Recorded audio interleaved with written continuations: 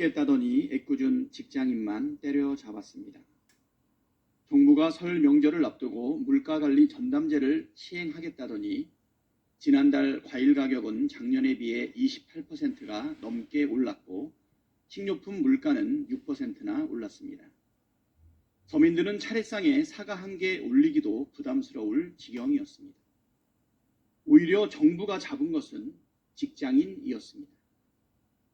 초부자 감세와 경기 둔화 여파로 지난해 법인세, 양도소득세, 부가가치세 등의 수입은 감소한 반면 노동자들이 낸 근로소득세가 전체 세수 중 차지하는 비중이 10년 새 최대로 나타났습니다.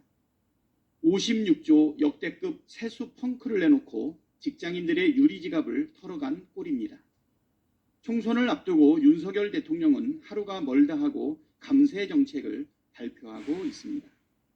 물가도 못 잡고 서민만 때려잡는 정부 정책에 서민들 허리가 활처럼 휘고 있습니다. 민심을 외면하고 서민에게 박절한 정부에게는 회초리가 답입니다. 한동훈 국민의힘 비상대책위원장과 윤석열 대통령에게 묻습니다. 중요한 내용들에 대해 한동훈 위원장이나 윤석열 대통령, 국민의힘은 전혀 답을 하고 있지 않습니다. 국민을 대신해 몇 가지 질문해 보겠습니다. 첫째, 윤석열 대통령이 검찰총장 시절 특수활동비 70억 원을 현금 저수지처럼 쌓아놓고 펑펑 썼다는 게 사실입니까? 재임 20개월 중 현재까지 분석된 17개월치만 해도 70억을 쌈짓돈처럼 마음대로 썼다는 뜻입니다. 국민이 낸 세금으로 운영되는 특활비를 이렇게 쓴 사실이 찔렸는지 검찰은 특활비 사용 내역을 투명하게 공개하라는 법원 판결마저 무시하고 있습니다. 법치와 공정 찾기 이전에 양심조차 찾아보기 어렵습니다. 둘째, 검찰 특활비 영수증의 글씨가 휘발된 게 사실입니까? 한동훈 위원장은 법무부 장관 시절 검찰 특활비 영수증을 오래 보관하다 보니까 잉크가 휘발되었다고 말했는데 전혀 스마트하지 않은 궤변이었습니다. 양심이 있었다면 특활비를 엉뚱한 곳에 부적절하게 쓴 사실이 드러날까봐 먹칠을 하고 글씨를 지웠다고 솔직하게 답변했어야 하지 않았을까요? 셋째, 윤석열 대통령은 배우자 김건희 여사가 300만 원짜리 명품백을 받았다는 사실을 언제 인지하셨습니까?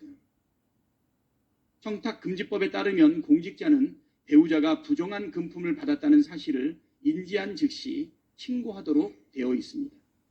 그러나 윤석열 대통령은 비올백을 받은 사실을 인지한 시점과 신고 여부에 대해 밝히기는커녕 적절하게 대할 수 없어서 받았다는 후안무치한 변명을 했습니다.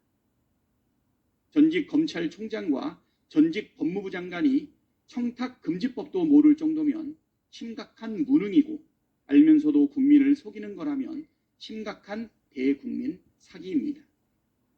넷째, 고발사주의 배우가 윤석열 대통령과 한동훈 위원장이라는 의혹이 사실입니까? 고발사주 의혹으로 기소된 손준성 검사장이 징역 1년형을 선고받았습니다. 법원은 손준성 검사장의 단독 범행이 아니라 조직적 범행이라고 결론을 내렸습니다. 즉, 고발사주는 검찰이 조직적으로 행한 중대 국기문란 사건이라는 뜻입니다. 손준성은 고발사주 실행 4일 전 윤석열 검찰총장과 만났고 고발장에는 윤석열 대통령과 한동훈 위원장을 명예훼손 피해자로 적시하고 있습니다. 윤석열 대통령과 한동훈 위원장이 고발사주 배우라는 의혹을 피할 수 없습니다. 배우를 밝히기 위해 철저하게 재수사를 해야 한다는 것은 검찰 출신인 윤석열 대통령과 한동훈 위원장이 잘 알 것입니다. 지금까지 이런 질문을 할 때마다 단 한 번도 제대로 된 답을 못 들었습니다. 윤석열 대통령은 마이동풍하고 한동훈 위원장은 동문서답만 합니다. 오죽하면 동훈서답이라는 신조어까지 나왔겠습니까? 한동훈 위원장과 윤석열 대통령은 이 질문에 대해 동문서답하지 말고 제대로 답하시기를